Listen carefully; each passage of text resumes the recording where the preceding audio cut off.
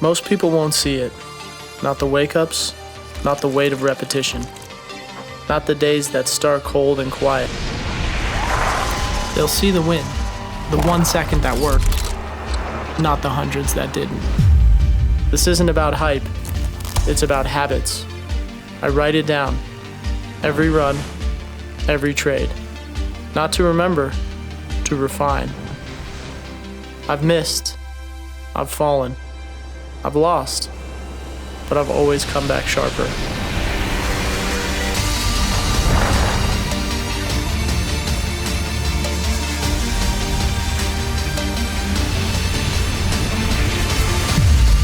I don't train for motivation. I train for execution, over and over.